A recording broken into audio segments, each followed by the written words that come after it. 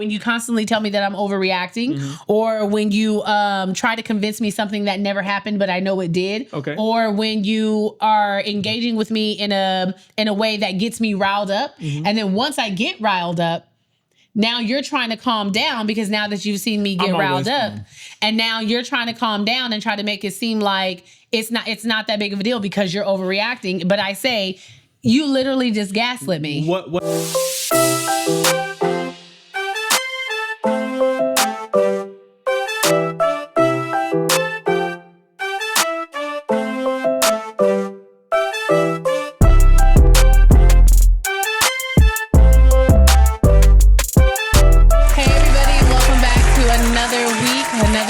Of the Life After I Do podcast. Did you guys miss us? Because we missed you. Last week was a holiday. They missed the do. Last week was a holiday, even though the episodes drop on Wednesday. We said I still want my holiday off. Which is funny because this year actually marked 2 years that we have been doing the podcast. I can't believe that. This was the first time in 2 years that we actually took a break. Yeah, where we didn't upload an episode. I was really proud. Like when I realized that, I was like, we've been recording consistently for 2 years and we have not missed an episode. So I was like, I think we earned it. We could take a day. And on top of that, I was just motherfucking tired. Yeah. I was motherfucking tired. I'm motherfucking tired.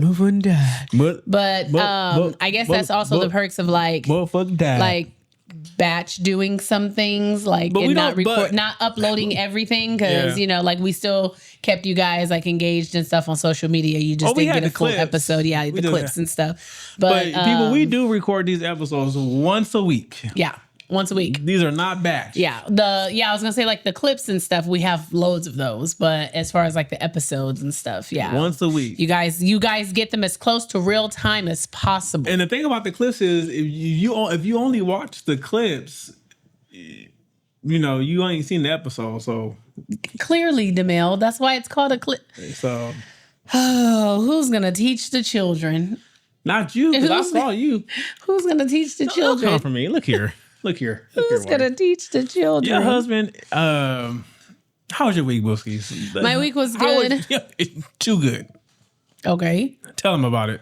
Tell him how good it was. I wouldn't say it was too good, but go ahead. I had a good week. Can you stop rubbing my leg? You look good. Thank you. Sorry. Thank you. Keep your hands to yourself. It's the first rule we learned in kindergarten. Okay, keep the energy tonight. No. Oh, okay. Just right now. Okay. This is a professional setting. Okay. We can stop this camera and get it in. No, I had a good week. Not much to report. I mean, wow, this was the first people. It's literally been 2 weeks. I thought for sure she'd have a 40-minute monologue recapping the last 13 days. I spent time with friends. I spent time with family. Got to see my mom. Got to see my great niece. Spoke to my sister. Went to the gym. Felt great on some days. Felt like shit on other days. But no matter the day, the ass was fat. But I still showed up. So let's talk about that. And the ass was fat. I still showed up. And then due to the holiday, because, the kid had a 3-day weekend and this fellow had to go to work. I will say that was a win for me. And I had posted about it on Instagram because you had to go to work and she was home and she also didn't have practice. I couldn't go to the gym at my regularly scheduled programming and I didn't get to the gym till like damn near 7:45. But, I got there like 6 because I left like 8:45. Yeah. So I got there like maybe 6 o'clock, 6:15 and did a really late workout. But I was proud of myself. And then turned around and did another workout less than 10 hours later. Turned around and did another one. Look at the dedication. I had said all that to say because that's the part of the journey that I'm really trying to work on because I know previous me, I'm not going to say old me, I'm going to say previous me would have been like, well, I guess today is a great day to take off because I'm not going to go to the gym at 6, 7, 8 o'clock at night. And, I'm going to just chuck today up to a loss. But whether I wanted to go or not, I was like, I'm just going to do it just so that I can stay on track for the week and create like the consistency. You know what I mean? I might skip work I might skip a therapy session. Bye, Maurice. Stop it. I might skip one of my kids' events. Stop. Okay. But I'm not skipping the gym. Okay. I'm going to be in there. Stop it. I'm gonna be in it. No, but so that was like that was a really big win for me personally. That's good. That was a big win for me personally, and I was really proud of myself for getting that done. And also, I was proud of myself for getting it done, and I was also really proud of myself for not stopping by my favorite restaurant and picking up 8 pieces of egg rolls because I didn't go to my regular gym, like my regular location gym. I went to a different one, which is literally next door to one of my favorite restaurants that have the best egg rolls. And it was like 9 something at night. And I was like, I really could just go in there and just get 8 egg rolls. But I was like, I'm not going to do it because I really want to do it. But I also don't want to go to sleep with that much grease on my stomach. Discipline. So was it discipline or was it just me not wanting to feel like crap while I was asleep with all that grease on my stomach? I'm giving you the win. Take it. Anyway, yeah, I think it was a win because when I tell you the fight that ensued within my spurt. In your what? My spurt. Okay. Because I saw it and I said, oh, grandpa. And then I saw everybody like walking in and out and they all look so happy. And I was like, they're happy because they're eating. They're happy because they're satiated with good food. And I could be happy and satiated because my runner's high was coming down. Right. And when my runner's high comes down, that's when the hunger sets in. But you know what? You just triggered me. So I was like, oh, I could, but I didn't. Instead, I stopped by Food for Less. Which is wild. I stopped by Food for Less. And picked up a whole rotisserie chicken. I picked up a whole rotisserie chicken. I came and then what did I do? Like, what did I do with the rotisserie chicken? I said, what are you doing? I said, what are you eating? I said, the way she was eating it, I said, I bought that rotisserie chicken here in this house. I got some of my jasmine rice and I keep cilantro and onion cut up. And I started taking that chicken apart and putting it in a bowl and I dumped some of that rice. She was manhandling that chicken. And I dumped some of that rice on there and I dumped some onion and cilantro and just put a little bit of sauce on top. And I was like, this is going to be in my head, I was like, this is going to be the best egg rolls ever. For the games. For the games. And it didn't feel as bad. Okay. But yeah, so that was pretty good. I mean, likely I have nothing to report. Oh, 2 weeks off and you have nothing to say. My weeks are the same. I work, I father, I husband. Okay. That's it. I work, I father, I husband. That's it. That's my I play my position. Okay. That's what I do. Oh, I did want to mention. You said you had I did want to mention because I've been talking about this for like the past few days. Okay. Listen, if you talking about this damn show. I am. I am because everyone is talking about it because everyone is just in disbelief. And I'm honestly thinking about just going live and just having a conversation with like all my friends and everything, and we can just all discuss it. It's the unknown number. The high school catfish. Okay. This has nothing to do with the episode. It doesn't have anything to do with the episode, but it has everything to do with my week because I watched it during my week. So we're discussing my week since he had nothing to report on this week. I'm going to the bathroom while you talk about this. Bye. I'm going to go to the bathroom. Listen, okay, you really need to watch it. Was anybody, I don't even have to ask the question. I don't have to even ask the question, was anybody else just as like upset, surprised, angry? Because I posted about it on my stories on Instagram and the immediate messages that came back, we're all feeling like the same level of anger. I mean, I didn't even watch it just from what you told me. I was like, that's the fuck. I probably would have did something if the cops were there or not. As a husband, like the husband, he was furious and rightfully so. But now everyone's thinking that the daughter might have been in on it because everyone's now talking about her reaction, and they were like, she didn't seem like she had a lot of reaction when the police officer was telling her that it was her mom, and she was still allowing her mom to like coddle her and hug her and stuff like that. And I was like, the poor child was probably in shock. That's still her mom. That's like her go-to person. You know what I mean? So I still don't think she knew, but that's neither here nor there. But yes, I just want to hear what everybody else has to say, even though I know what everybody else has to say. I just want to hear what everybody else has to say. But I'll let you know, and I'll post it on Instagram if I plan on like going live, or like by the time you hear this, it might have happened. That's why you should follow me on social media. But yeah. So nothing to report in your week?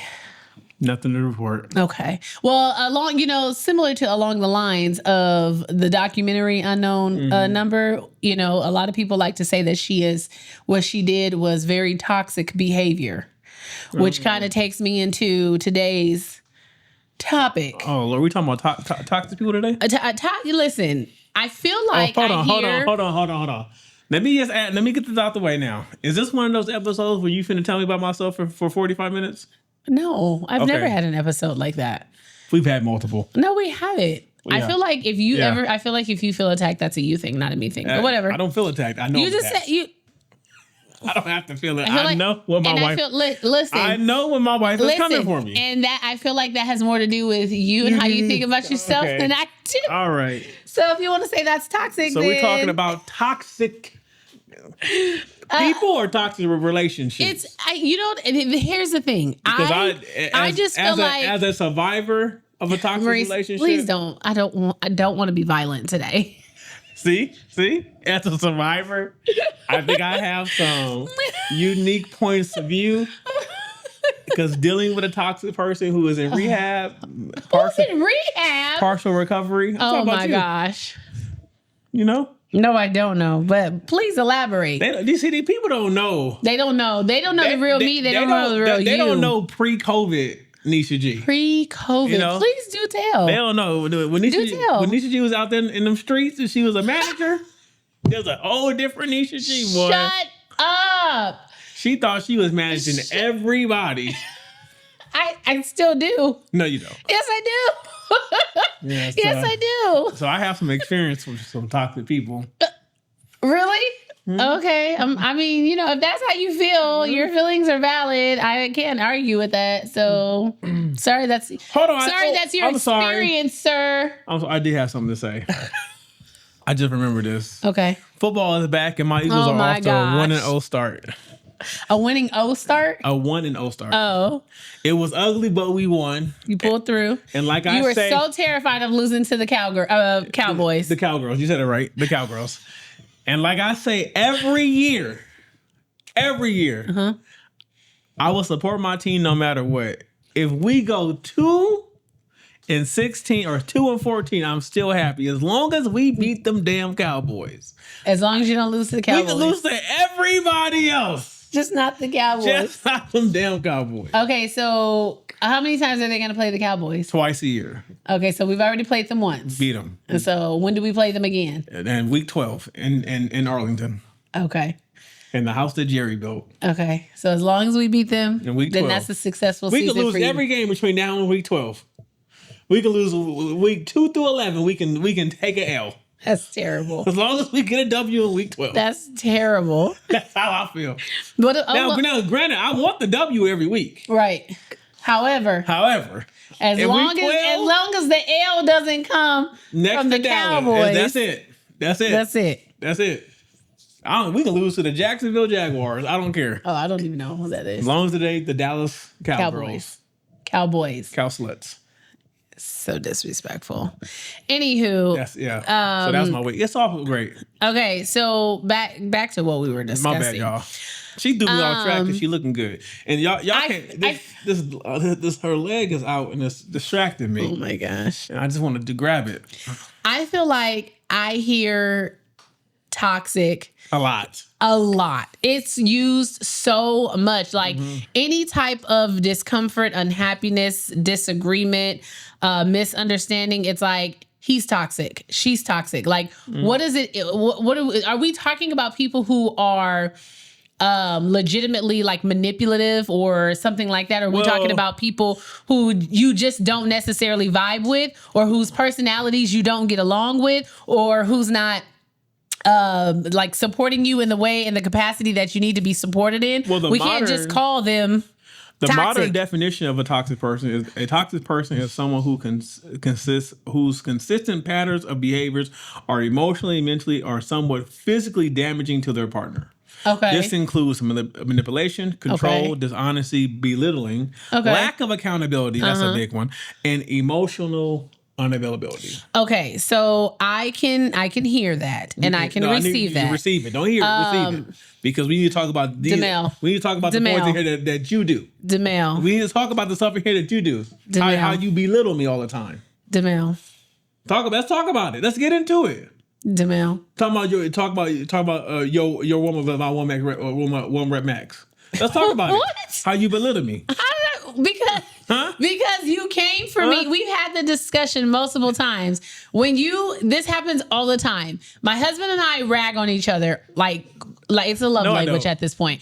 But when he tries to rag on me or when he tries to come for me and then I have a comeback, his skin is not as thick as mine is. And she's sitting here right now, people, taking a lack of accountability. Because you sat there and you tried to make fun. You tried to make fun of me, and then when I said, "Oh yeah, listen," and then when I said that's funny coming from somebody whose one rep max is my warm up, you got all butthurt. Take accountability. Okay, I take accountability. See, this is why I tell you, I have experience dealing with these type of people. Oh my goodness. Okay, so anyway, you made me lose my train of thought. But you're welcome. But what I was gonna say was the things that you mentioned about like the manipulation, control, dishonesty, belittling, all of that. So when it comes to like emotional availability, accountability, things like that. Would you really classify that as like being toxic, or is that something that could have potentially just been learned behavior that has not been made aware to the person that you could work on? It could be learned toxic behavior. Okay, listen. It can be learned. Okay, I get that. But what I'm saying is like in a relationship, right? Every single person is not going to be perfect at taking accountability, at being emotionally available and emotionally supportive. All right. Some people could potentially be, now when it comes to manipulation, I do believe that there are some people who may be aware that they're being manipulative and some people who may not be aware that the way that they go about things or solving problems or interacting with their partner is manipulative, right? But when brought to their attention, and if you're like, hey, I'm letting you know when you behave this way, when you speak this way, it makes me feel this way. I do feel like this is an area of our relationship we can work on. And then they're willing to work on it. Is that just them not knowing? And then we work on it? Because in a relationship, we're supposed to be working on those things. In that instance, that's them not knowing because they're taking accountability and making adjustments to their behavior. Okay, so are they still considered a toxic person or just the character? They were doing the characteristic was toxic, but they corrected it. Okay. Because I think but some people are just toxic people. Like you think that they know that they consciously know that what they're doing is toxic. Yes. Excuse me, it's toxic. Yes. Okay. And I think that's where, like, when we have the discussion, I want to differentiate. Can you say that again? That's what? That's where? That's not how you said it. What? You said that's where. Bye. That's where I want to see. Cute. That's where I want to see like the distinction, because I feel I hear toxic so much. And when I hear someone talk about another person being toxic or their partner being toxic, I'm just like, first of all, this isn't the first time they've behaved this way. Okay. Usually when you hear it, it sounds like these are traits that they have had for a while, for a very long time. So are they just but now, but now that social media has like put a word to what you've probably been feeling. That's what you want to attach it to with everything. That's the effects of social media, right? So every once in a while, a word comes across social media and people just start using it like it's going out of style. Mm-hmm. You know, toxic, narcissists. Oh yes, that's what I'm saying. Like it's all. There's just certain words that people don't even know the meaning of these words. Right. They just say them because they want to assume that it just fits what's going on in their life. So I do think that a lot of these words get hyped up, but a lot of this stuff is true. A lot of people out here I do think that a lot of people have certain behaviors that are learned and have been repeated so often that it's just part of who they are, and they don't necessarily realize that behavior is toxic. Or no one has brought it to their attention in the capacity of, hey, you may not be aware, but what you're doing is like low key abusive. You know what I mean? So that's what I mean. So that's funny how you could say that. It's like, so how do we separate normal human flaws from actual toxic traits is what I'm saying. I think you have to take it on a case-by-case basis obviously of what's happening, and then kind of dissect what's happening and then address what's happening. Right. And then I honestly, I feel like it's only toxic once the behavior has been brought up and then that person refuses to adjust. Yes. Or change the way they either talk or communicate or what they do to bring the toxicity into the relationship. Okay, I'm happy that you said that, because I think that's where we can properly use the term toxic. If I came to you and said like, hey, the way you like gaslight me, and you're like, I don't gaslight you. Well, I'm letting you, I'm letting you. If I give you an example of how I feel like you were gaslighting me, okay, right? And you are trying to make a valid effort into trying not to, like going forward, then I think that was something that you just weren't aware of. Like it was a toxic trait that you had when you made those statements. Like when I say, for example, like gaslighting, if I say when you constantly tell me that I'm overreacting, or when you try to convince me something that never happened but I know it did, or when you are engaging with me in a way that gets me riled up, and then once I get riled up, now you're trying to calm down, because now that you've seen me get riled up, and now you're trying to calm down and try to make it seem like it's not that big of a deal because you're overreacting. But I say, you literally just gaslit me. What I have learned is that your memory is A1 most of the time. But what I have learned is that we can perceive an event two different ways at the same time. All the time. So in my mind, I'm telling you what I saw happen. But you like it didn't happen that way. But to me, it did.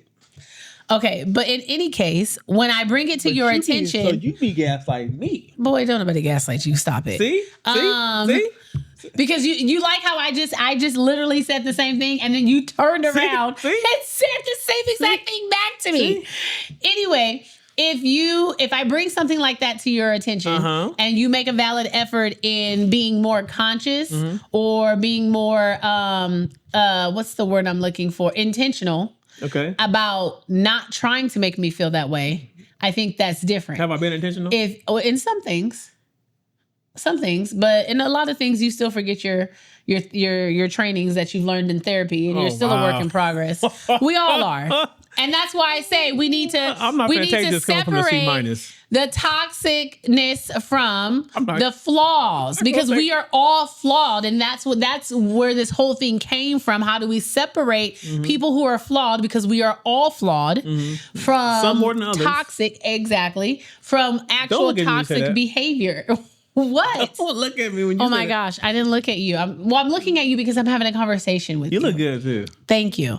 I'm thinking about something else. This is why you can't take anything serious, because you're like you're over here having a man moment. I am, because I'm looking at my wife like, look at the snack.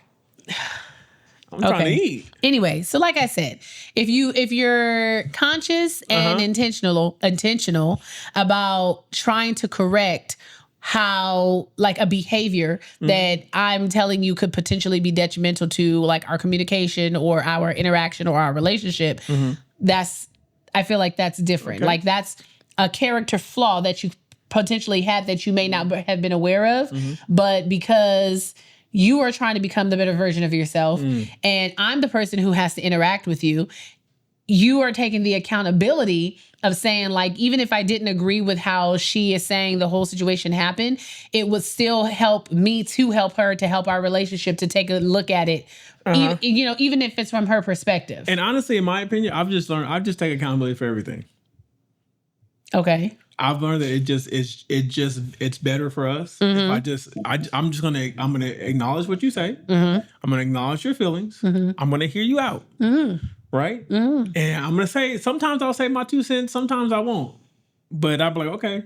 And then I try to in my mind replay the event and figure out where I went wrong. And what can I do to communicate better so that you don't feel that way. Correct. That's what I try to do, so that it's not a big argument, because I'm damn near 40. I don't like to argue no more. But that's what I'm saying. The fact that you take the moment, or anybody, not just you, I think that's where, when I say, what is the difference between a person who is flawed, like we all are, and a person who is toxic? A person who is flawed who also wants to be a better version of themselves and to be the best version for themselves and for their partner would take that pause.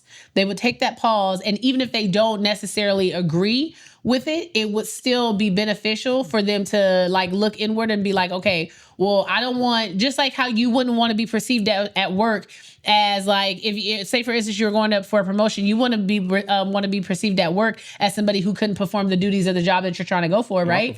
So in your relationship, you wouldn't want to be perceived or viewed as the person who was causing harm, discomfort, unhappiness, or whatever in their partner, right? So I think that's where we can start differentiating, if I said it right, the difference between a flawed person and someone who's genuinely toxic. Because I think a person who's genuinely toxic, they just be like, it is what it is. It is what it is, my boy. You can either live with it or live without it, but the decision is yours. Live, laugh, love. or they'll double down and just be like, no, I didn't. I didn't do that. I didn't say that. You know what I mean? But on the flip side of that, it's like, from the male's point of view, it's like if you're with someone and she's constantly critiquing everything you do, like you can do nothing right. Right. No matter how hard you try, no matter how you try to set it up in a way where it's easy for her or it's done in the way she wants. Because I know women, you guys have this thing. Like I know, I'm not gonna speak for women because I don't want y'all to come from me. They're gonna come from you anyway. It doesn't matter. I know my wife has. There's the way I do things, and then there's the way my wife. I would prefer them to be done. And she just assumes that her way is the right way, where that's not always the case. Sometimes there's more than one side to the pickle. Yeah. What? What? You like what I? There's more than one side to the pickle. Yeah. Oh, Demille. You know what I mean? Sure. I also know that my version of clean is not the same. That's not always match up to her. No, it's not that it doesn't always. Right? It never matches up to my level of clean. For me personally, when I'm doing something, let's say when I'm cleaning the kitchen, right? And you're straightening up the kitchen. Okay, see, here we go. Well, in your mind, when I'm straightening up the kitchen and it's not living up to your so that constant criticism makes me not want to do it. Not want to do it. Right. And I get that. So I'm like, okay. I get that. Well, but that's why. But hold on. Since I'm not doing it how you want it to be done, then you can do it yourself. There we have it. But okay, but because we also know that, have we not set up systems in the house? We got it. That since we know that to be true. Yeah. We have set up systems where we know you're just not cut out for that. That's not your testimony, and that's okay. And I say the same thing. And there's versions of me that I'm just not like. It's not my testimony, and I'm not going to do it, and I refuse to do it. And he's better at it, so he's going to do it. And I tell people all the time. I said I can't speak for your relationship or your marriage, but my marriage, we have certain. Because when I tell people no, I don't do this, or this. Why? My wife does that. Yeah. And my wife doesn't do this, and this. Why? Because I do that. Like when my mom comes and she sees the trash, like she's like, just walk it to the trash. No, I'm not going to do that. No, that is not in my testimony to do. Look here. I will let that trash pile to the ceiling before I take that trash outside. We have a system that is working, and we will not let anybody influence our system, our ecosystem. Yeah. It works. We are riding the homeostasis train. Like, I got a text message today from one of my mom's friends because she had mailed Phoenix. I guess she mailed her like a birthday card or something, and she's been texting me for like 2 days. She was like, "Have you got it yet?" And I was like, "I don't know. I don't check the mail." She don't check the mail. And she's like, and my mom will be like, "Just go check." I'm not gonna do that. And I go to the mailbox once every 14 days. I'm not going to the mail. I'm not taking out trash. That's how we work around here. Okay, so like, and my mom, she's the one, she'll be like, that just makes no sense. It doesn't make sense for you. It makes perfect sense for us. He don't clean toilets. I don't take out the trash or check mail or anything else like that. So it works for us. She don't cook my steak. I'm not gonna cook his steak. I mean, I will cook the steak, but he don't want me to cook. So I don't cook the steak. You know what I'm saying? I cook the chicken. But we say all that to say, it's like, Yes, from the male perspective, like an aspect of like a toxic person or a toxic female could be someone who's always belittling or someone who's always criticizing. But I think when you came to me with that type of notion, that type of feeling, like you always talk about how I'm not doing it right or I'm not doing it to your standards. So it doesn't motivate me to want to do it. So it's like, okay, I can get that and I receive that. So let's do this. Because it could have just been, or you could just do it the way that this is a side note. I just find it funny that someone who was not allowed to use a dishwasher growing up telling me how to properly load a dishwasher. Because I use the dishwasher.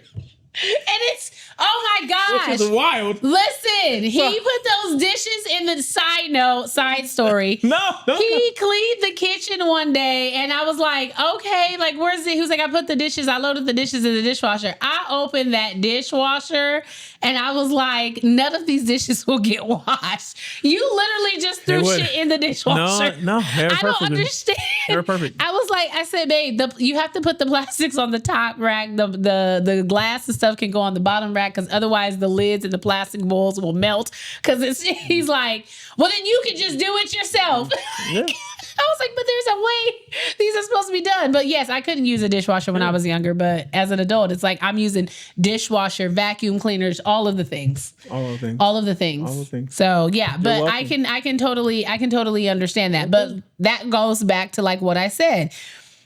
It could have been a situation where I could have just been like, but if it doesn't like sense makes sense, but that's my common sense. You know what I mean? And I could have just been like, why don't you just do it this way? 2 + 2 ain't always 4. Exactly. So instead we just said to ourselves like, okay, you don't like the way I do this and I don't like the way you do this. So how about in this instance, Lord, you be responsible for this and I can be responsible for that. Are you happy with that? Yes. Are you happy with that? Sure. We just moved on. It just reminded me of, this was maybe like 15 years ago where I literally said you now and said, like, we cannot use the same computer.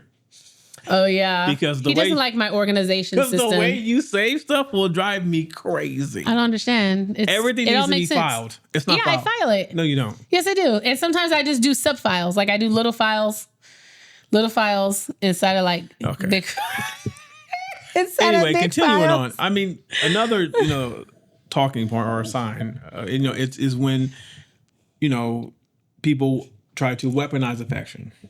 Yes. Yeah. So you withhold intimacy or affection as punishment. So you're mad at me. So you think because you're mad at me, you ain't going to give up no. Oh, no, we had that. I think we talked about that one time before on the podcast when we were talking about the silent treatment. But honestly, when you're mad at me, I don't really want it anyway. Remember when we talked about silent treatment and you tried to give me silent treatment one time? I know you remember, so don't look at me like that. But for me, I was like, we're going to nip that in the bud like right now. And when we came from our corners, I'll say, when we finally came from our corners, what was the first thing I said? I was like, you have 0 times more to pretend like you don't notice me or to pretend like you're not going to talk to me or give me the silent treatment or give me a hug or give me my forehead kiss in the morning. Like you're being passive aggressive. That was not passive aggressive. Yeah, well, it was being passive aggressive. It was not. Okay, but so? Yes, really. Don't call me that. It wasn't. Don't call me. Shut up. Don't call me that. I was doing what I normally do. Oh, I just closed on my rings. Wow. My watch just gave it to me. But yes, weaponized affection, that could be a thing too. But like I said, again, I'm going to repeat myself. Flawed versus toxic. Mm-hmm. The flawed, bringing it the attention, being intentional, trying to adjust, change, redirect, pivot the behavior for the betterment of self and relationship. Toxic, you fucking deal with it. Yeah. And so your feelings were hurt. Mission accomplished. Look, your feelings were hurt. So what did we learn? Accomplished. So what did we learn? Don't piss me off. Right. And then you can still get forehead kisses. Right. No. That's what you learned, dude. No, it's not. It's not. Okay. But like we always say, real world experience. That's why we have these conversations, because us, like everybody else, are not perfect. I was in one of my cousin's lives the other night, live as far as like on TikTok. And we were just talking about like how long, people have been together and such and such. And she's like, how long have you guys been together? And I was like, we've been together almost 24 years. And like people in the comments were like, oh, like, that's good. And, great relationship and all this and that and the third. And I'm just like, that does not mean it did not come. It came with the work. with some work, like, and we're still working. We're still learning. At least one of us is. Okay, I can't stand you. At least one of us is working. But I don't want to say that in like a discouraging way. I don't like saying it or framing it in a way where people are just like, if it takes that much time, energy, and effort, then like why be in a relationship with somebody? But I say all that to say that when you make a decision to be in a monogamous relationship, and especially if you're in a long-term relationship, a long-term marriage, it's not going to go without some bumps in the roads. And I think that's what people really need to understand. And especially kind of the generation that's coming up now, the ones who like to throw loosely terms like this, oh no, he's toxic. Is he toxic, or is he just like undeveloped? Is he like uneducated? Is he lacks life experience? Or maybe he's just not aware. Or maybe you both are just not communicating properly. Right. Maybe you're just not communicating to the point to where you both are being heard the way you want to be heard. Exactly. And the thing is, like I always say about this, is when it comes to communication, is like you have to be open to receive it as much as you're willing to dish it out. Exactly. Because if you only want to be heard and you don't want to be received what's coming back, that you don't want to change, you don't want to develop, you don't want to grow. You don't want the situation to be better. Right. You don't want to be better. You just want him or acquiesce her to acquiesce to what you need. Right? And so that's why I say every relationship really is a two-way street. And I think what we've done really well is that we, through Lord knows trial and tribulations and ups and downs and good times and bad times, and Lord, we have been through a lot of stuff. Yeah, we've been through pretty much everything but infidelity. Yeah. That was why we both get quiet? Because I was trying to say I was giving you time to come free. Okay. Free your conscience. Okay. And I would do it on the episode. Okay. That's crazy. It's a safe place. All right. Yeah. I'm going to confess right now. I knew it, whore. Well, we've gone through pretty much most of we're going through financial problems. We've gone through communication issues. Yeah. We've gone through the not liking each other stage. We've been that a couple times. Couple times. We've been through that a couple times. Lord, I think the most recent is like maybe 3 months postpartum. When my wife was postpartum, I couldn't stand her. Oh, that was a two-way street. I couldn't stand her because she wasn't my wife. I was depressed unbeknownst to myself. Well, that's why. And I knew it's difficult. I knew you had a lot going on, so I gave you a lot of grace, but I didn't like coming home to you. I said, oh my God. Because it literally got to the point of, what is she finna complain about today? Listen, babe, I just worked 11 hours. You need to. That went through this ear and came out the other. I didn't give two shits what you went out there and did. The only thing that matters is when you cross that threshold of the door, you're here now. So you should have took that 20 minutes in the car to 45. switch the brain gears. 45. Because when you walked in there, I don't give two shits what happened 45. Out there. But 45. You can come get your baby. You can come get your baby. So it's like we've gone through so many things and we've come out, and I think that everything that we've gone through has made us a little bit stronger each time we've gone through something, to where now we can recognize not only in each other but in relationship terms what it is that we kind of need to get through what we're going through. And a lot of times, I mean, it's really as simple as just dating again. Yeah. Getting into a space where you guys can just be not be husband and wife, but just be friends. Be friends, be boyfriend and girlfriend. Get to the point. Get excited. Get to a place where you're not thinking about the realities of life as far as like bills and all that other crap. Get to the point to where you're just two people who like spending time together, experiencing each other. Yeah, and who like, because we have moments where when we go out and we'll sit across from each other at a table and we'll literally be like, I still like hanging out with you. Like when we get time alone, you know, it's like we'll have this little tension built up where it's like you getting on my nerves, like, you know, life is lifing. And then we'll get alone and we get separated and we get somewhere and it's just like, okay, I still like hanging out with you. You know what I mean? Like I still like spending time with you. I just don't want to get to the point where I look at you and be like, I could have went on a solo date. I'm gonna just leave. I'm gonna just go ahead. You go on solo dates all the time. Stop the cap. You know what I mean? Stop the cap. Look here. You know what I mean? I'm talking about thinking about a solo date when I'm with you when we're on a date. People. That's what I mean. I go to work after the gym. I go to work. My wife she'll pick the daughter up, and Monday through Wednesday, when my daughter's at practice, my wife is on a solo date. She is fooling nobody. She is fooling nobody. On Wednesday, she might be on a solo date before she pick my daughter up because she don't go to the gym. She is fooling. She gets her personal time. No, I go to the gym while she's at practice because she goes early. Okay, but what I'm saying is you gonna get your time. Goodbye. Anywho, but yeah, so I mean, it doesn't come without like some bumps in the road is essentially what the whole thing is. Potholes, bridges. But yes, weaponized affection. Another one I think would be like financial manipulation. Or just manipulation in general. Oh, like Go Girl? Who? The mom? Oh, yeah. Okay. Listen, why would you say that? Because you just triggered me again. Like, but that is a perfect example.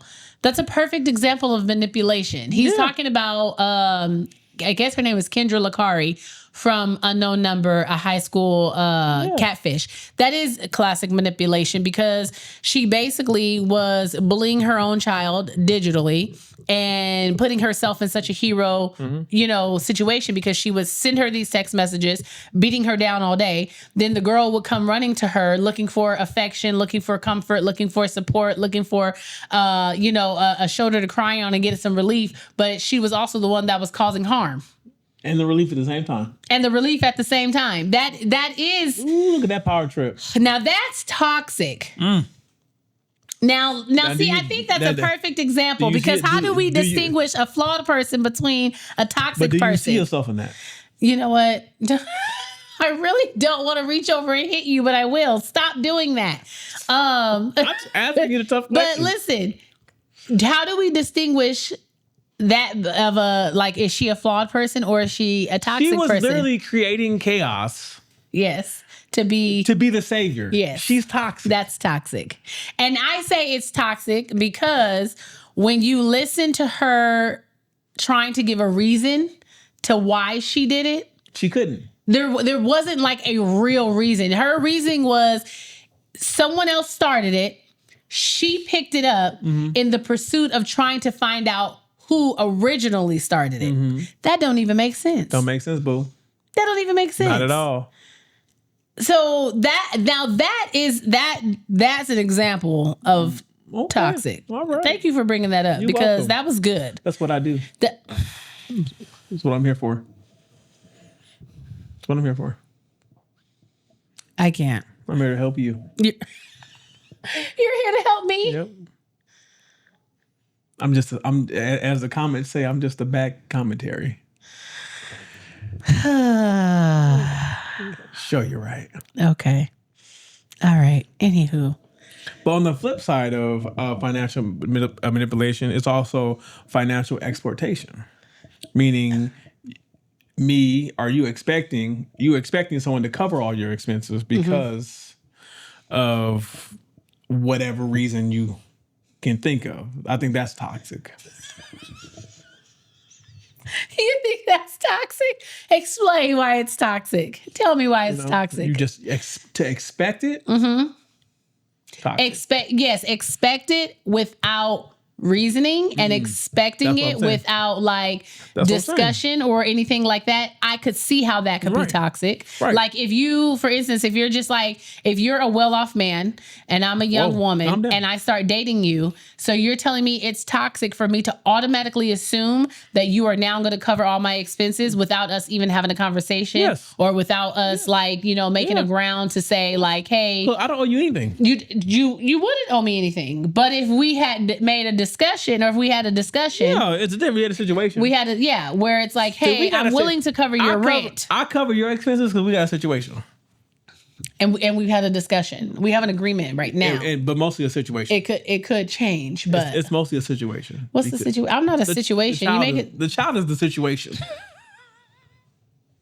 The child is the situation. You're taking care of her emotional and physical needs. Okay. Making sure she has everything physically, emotionally she needs. Yes. And I'm taking care of the financial needs of everybody. Oh, okay. Because that's the situation. That's the agreement. That's the situation. That's the situation. That's the agreement. But if you ever wanted to change. Don't say that, because every time I offer for it to change, you turn it down. If you ever wanted to change, if you ever wanted to be like, babe, you know what? You can stay. Go ahead and stay home. Not even stay home. Just like, babe, just work 40 this week. Don't work. I mean, you can if you want to. Life is a choice. Don't work 60 this week. Life is a choice. Okay. But anywho, yes, I could see how that could be toxic, because if there's like no previous discussion or anything like that, okay, I can see where you're going there. It's the expectation without any contribution from yourself. So like you just showing up and you expected something because you show up. Okay, that's what I was gonna say. Yes, because I'm trying to figure out like how would you frame that, because I do feel like there are unspoken expectations in relationships, like when people get into relationships. And I don't know if that, I guess because when we talk about like gender roles, right? When we get together, when men and women get together, or you get into a relationship, there are unspoken or just like, not need to be said expectations. Men would have on women, women have on men. Men have this unspoken expectation that, okay, typically you're going to be the one that does majority of the cooking because that's just psychologically ingrained into all of us, right? Women could be like, well, you're going to take care of the car payments and the insurance and the rent. Oh, I am. Okay, but that's what I'm saying. Like those are that was a question. But those are like unspoken expectations. Yeah. Do you know what I'm saying? I get you. So is that a toxic thing? That's a communication thing. Okay. But what's toxic is that when the communication is not there, wanted on one side. Okay. When it's just, this is what I expect from you, and if you can't deliver this, then I'm leaving. Okay, now now that I might have to slightly disagree with you on that. Okay. And let me tell you why. Let me tell you why. If you get into a relationship, right? Because we talk about communication. Okay. If we are new in a relationship or we're going into a relationship and I explain to you, hey, like, I guess you can, for lack of better verbiage, like this is what I would expect, or this is like the level of love that I receive or that I feel I deserve or whatever. And you off the bat tell me like, no, that ain't it. That's not toxic for me to say, okay, you can have a nice life. I think we'll be great as friends. I'm going to leave, because I think it would be toxic for me to continuously stay with you, go back and forth with you, trying to change something about you that you're not willing to change. And then it causing more damage than it doesn't. Okay. So I don't think walking away from something that doesn't serve you, I'm not saying that. I agree with that. Okay, but if it don't serve you, walk away. Okay, but that's what I'm saying. Like, but there's like levels to it. Everything, it can't be something where it's like an all or nothing. Like when you say if something doesn't serve you, okay, I get to walk away. But no, I'm talking about in that when it's fresh. Yes, yeah, right. Because there's a lot of things right now that don't serve me. Right. But I'm not going to walk away. Gymnastics don't serve me. Why do I even bother sometimes? Hobby Lobby and Michael's. Hobby Lobby does serve you. Don't serve me. It does. It does. Don't giving me my creative outlet allows me to have a more tolerable attitude to be around. That don't when serve. I can do the things that can help calm and relax me. Go ahead, baby. But yeah, so I do think, especially coming into like a newer relationship, to say what your I guess needs or expectations when are. It's fresh, yes, and it's like you can't meet that. Okay, that's fine. Or even if you're like a year in, and it's like, hey, that's too much time to be wasting. I've constantly communicated to you, this is the level of love that I feel I deserve. And if I've you constantly can't meet that, communicated, like if the work has been there, I've communicated, I have shown, I have given examples, I have stepped back, I've given room, you know what I mean? Like, I've done what I think that I can do within my capacity to get you to a level of understanding of where I need you to be, just like you're trying to get me to a level of understanding of where you need me to be, to best support you, to best love you, to best be a playing role in your life. But if you haven't done that for me, we're still early enough in the relationship that I can say the time we had together was good, but I can't foresee myself taking this any further. You're still young enough? I can't foresee myself taking this any further and living life like this. That's that's what you should do. Yeah, exactly. I don't think that should take a year. Okay, but what I'm saying, these conversations should be happening. But what I'm saying is, months of the relationship. What I'm saying is that I believe that is not a toxic thing. No. So when you said what you had said about like, that's toxic for a person just to walk away, I don't think so. Well, okay. What I'm saying is, what I mean by walk away is that, or what I mean is like when it's expected and they don't want to walk away, they just want you to acquiesce to them. Okay, that's the like one-sided. Yes. Okay. They're like they expect this, but like in our instance, I'm getting something out of the deal. Right. Now it may not be market value. You know, you can't help yourself. It may not be market value, but I'm getting something out of the deal. He just can't help himself. He can't help himself. He's going to be all over my ass as soon as we stop recording. As soon as we stop recording, he's going to be all over my ass. And I'm leaving. I'm going to go to the gym. That's fine. I'm leaving. That's fine. Finish your sentence. I forgot what I was saying. See? And this is what happens when you keep playing too much. Then you forget your whole train of thought. Oh my God. Oh, I'm definitely getting something out of the deal. So it's not one-sided. But my thing is that I feel like you can to me the toxic part is when you expect something without giving something. Okay. That's what I mean. Okay. I guess I can see that. That's what I mean. That's what he meant. Okay. You know what, people? This has been the last episode. Bye. The last episode? I was like, she not right. The last episode? Y'all can't see it, but this thigh got me in a chokehold. What thigh? My thigh? This thigh right here. Oh my gosh. Okay. Well, that's a good discussion. I think I just wanted to... Can we talk about your thigh? No, we're not going to talk about my thigh. Talk about how good I just wanted to really try to like lay out the difference between people who are genuinely toxic and people who are just flawed people. We're all flawed people. So therefore, in my conclusion, we all got a little toxicity. Because we all flawed. Okay. But it could be just lack of awareness. It could be lack of education. It's like, you know what I mean? Like, lack of education. We're not born with a full download of how to do life and how to be in relation with people. We're not. It's all a learning journey. But at the same time... But there are boundaries and limits. Right. That's the thing. That is the thing. All right, guys. So let's go ahead and move right on into... Our 2 cents. Okay. Let's see. So here we go. Am I the asshole for changing my mind about my wife being a stay-at-home mom since she changed the terms? Let's get into this. I can relate I'm already. a 35-year-old male, and I have been with my wife, Allie, who's 37 for 2 years, married for 1, and we're expecting our first child together in a few months. Okay. I also have 2 children, an 8-year-old boy and a 6-year-old girl from a previous relationship with Alex, who is 32. And we have 50-50 custody.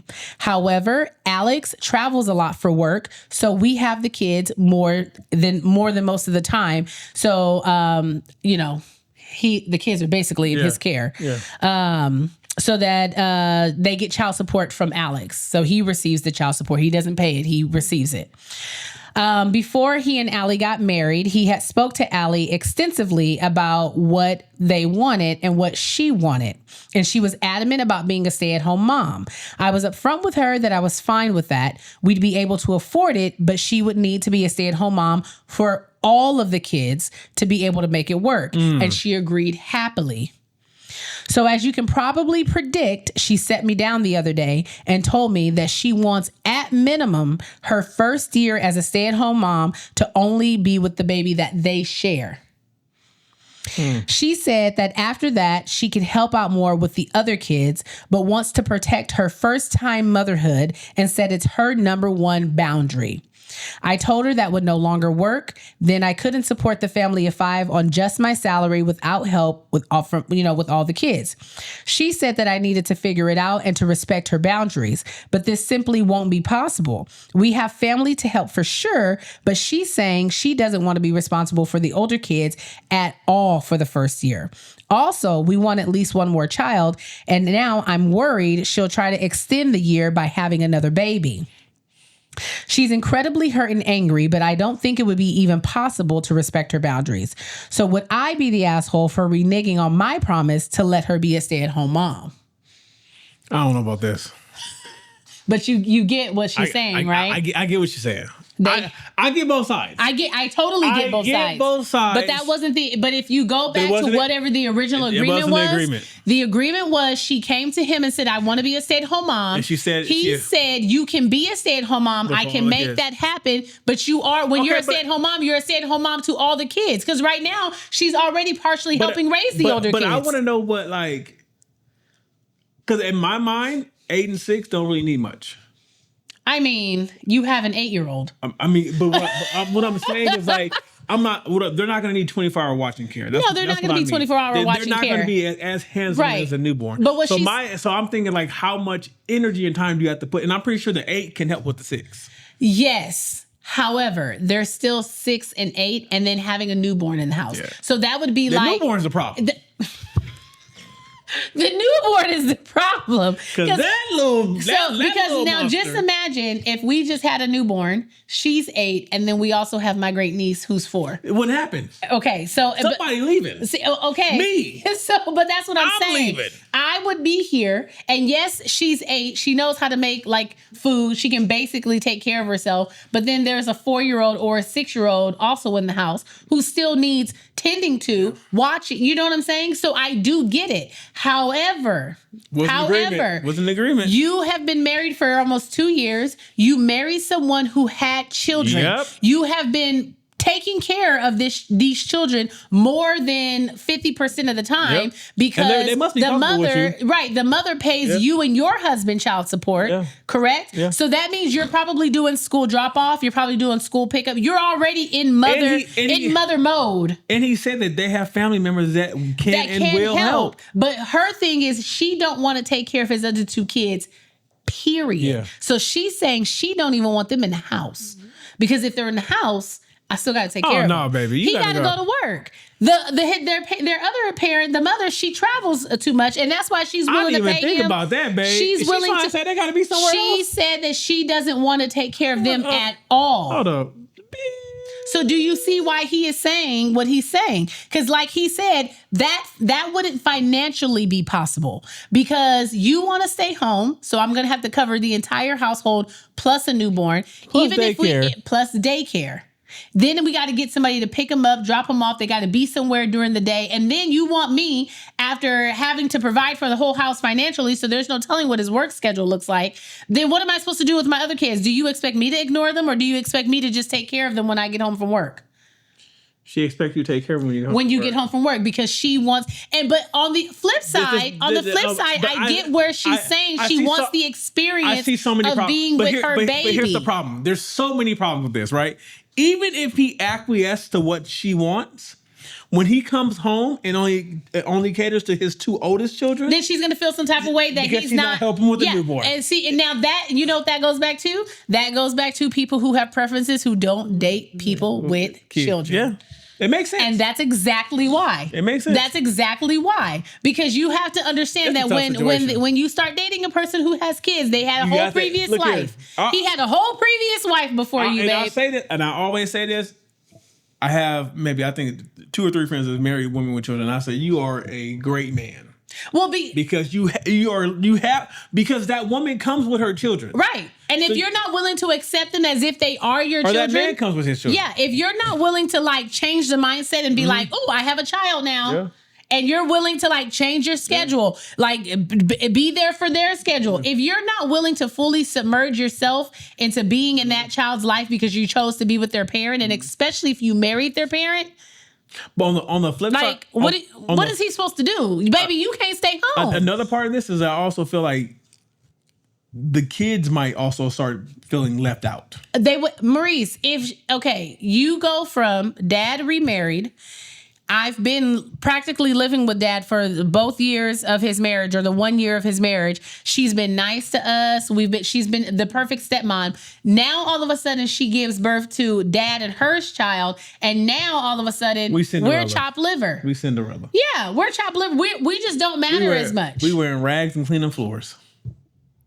Ooh, child. But the thing is, I can also understand what she's saying about like having that time with just her baby and only focusing on her and her baby. I get it. It's a tough situation. But you chose to date someone who had kids. It's a tough situation, but I'm gonna say he's not the asshole because you had an agreement before this. Yeah. That's what I'm gonna say. Okay. So let's see. The next one is actually from... I thought you didn't take a screenshot. No, I didn't take a screenshot. I just go straight to it. Okay, so the next one is from a listener. Okay, yeah. Yes. Who would like to remain anonymous, and that's fine. So guys, when you write into us and you want us to like read your story, please let us know if you would like to remain anonymous or not. She said she wanted to remain anonymous, so she will remain anonymous. But as you guys start to like email us and write into us, which we really do appreciate. We love that y'all want us to read y'all stories. Kudos. Just let us know if you want to be anonymous or not. Okay. So this is from an anonymous follower. She said, am I the asshole for not wanting to invite my father's wife that I have no relationship with to my baby shower? I'm currently pregnant and I decided to tell my dad that his wife is not invited to my baby shower. My dad has been married to his wife for 20 plus years. Damn. And we never had a good relationship since I was a child. Even my father and I have had a rocky relationship, I feel, due to his marriage to his wife. Now that I'm older, I just want my father, and I have been cordial level relationship, especially since this will be his first grandchild. I informed my father that I don't think it's best for his wife to be present due to us not having a relationship at all. His wife and I even work at the same hospital, and we've seen each other a couple of times, and neither of us have spoke. I told him that I feel she will keep the same energy at my baby shower and will not speak to me. He informed me that she will, and that she will even be cordial. I told him I highly doubt it because of our history. His wife has always been hot and cold with me, but mostly cold. He told me there might be some uncomfortableness, and I informed him that I don't want that energy at my baby shower. I don't want her to feel uncomfortable, my father, my mother, or myself. My father then said, well, you know, my wife and your mother had issues in the past, but my mother saw them both at the grocery store and greeted not just my father, but his wife as well. And once again, she did not speak. I'm almost 30 years old, and I feel that his wife is still holding on to things that happened between them three when I was younger. My father and mom get along with no issues. I just also think it's strange that she will even want to go to my baby shower when she has no relationship with me whatsoever. But am I the asshole? Not at all. I don't think so. Not at all. Look here, you tell that old... hey, that's still his wife. You tell that lady that... keep her attitude somewhere else. But here's the thing. It sounds like she jealous of your mama. I think. Let me get it off. I was gonna be nice. I was gonna be nice. It sounds like she jealous of your mama. They've been married over 20 years. It sounds like now. Granted, I don't have the details. I don't know how your parents split up, but it sounds like since they still cordial. Because I have a friend. Oh my gosh. I have a friend where her ex-husband were always friendly, and she was like, that's my ex-husband. I said, that's your husband. Y'all just got paperwork that say y'all ain't together no more. And we know that's your husband. I can't. Because when he come calling, you answer that phone. Anyway, they've been married 20 plus years. She jealous of your mama. I wouldn't say she's jealous of your mama. I wouldn't say that she's jealous, but what I will say is that sometimes when people have not communicated for long periods of time, they are probably in a situation where it may be a little bit uncomfortableness because they don't know how you're going to receive if they decide to start trying to be involved, if that makes sense. Like maybe she wants to talk to her. Maybe she wants to have a relationship with her, but she doesn't know how it's going to be received because she's been cold to your perception and you've been cold to her perception. So she doesn't know who should break the ice. My belief is that her being cold is who she is, and she's only trying to be warm when her father has said something. And now since her father, but she doesn't have a relationship with her father. But she hasn't had a relationship with her father. But now she's... No, what I'm saying is I'm talking about the father's wife. Okay, right. The father's wife. The father's telling his wife that, hey, I'm going to want my grandbaby to come around. Right, and she wants her daughter or son to be a part of his life. And he probably knows that if my daughter got a problem with you, it's gonna be a problem with my grandbaby being around because my daughter ain't gonna want my grandbaby around you. Yeah, because if she doesn't even want to be around you, she ain't gonna let my grandchild be around you either. So he trying to fix that role. But you're not the asshole at all. I mean, you're not the asshole simply because it's your baby shower. Shoot, I cut my own mama off in a second. It's okay. Maybe he's not the person to ask. Shit. Maybe he's not the one to ask. But my stance on everything is do what gives you peace. You telling her she cannot be there that's not going to. It's one day. First of all, you're the one that's with child. Your peace matters the most, right? Because your peace we don't want anything to cause directly reflects the child's peace. Yeah. So if her being there is going to upset you in any way, then it's probably going to be a no. Need to be 300 miles away. Bye, not 300. That's quite a bit, but okay. Yeah. I said what I said. Okay, he said what he said. I want to say some other stuff I won't say. Okay. This has been another episode of Life After I Do podcast. If you are not doing so already, would you kindly, graciously give us a follow, give us a like, spare $1, comment.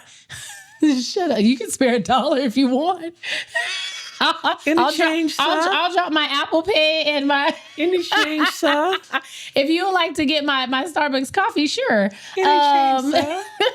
But yes, don't forget to like, comment, follow, share, all of the things on social media. You can follow us at Life After I Do Podcast on Instagram, TikTok, YouTube, Facebook. You can also write into the podcast, which we love that you guys are starting to get so comfortable with messaging us and writing into us. And we love listening to your stories and seeing the comments and everything. But you can continue to write into us at lifeafteridopodcast@gmail.com. You get a new episode every Wednesday. We've got some new things coming for you guys. So just sit back, be patient. We got some interviews lined up for you guys. Some, just fun conversations for you guys. So we really appreciate y'all rocking with us and just helping to continue to grow, guys. So thanks for joining us for another episode. And until next week. Peace, Booskies. Peace, Booskies.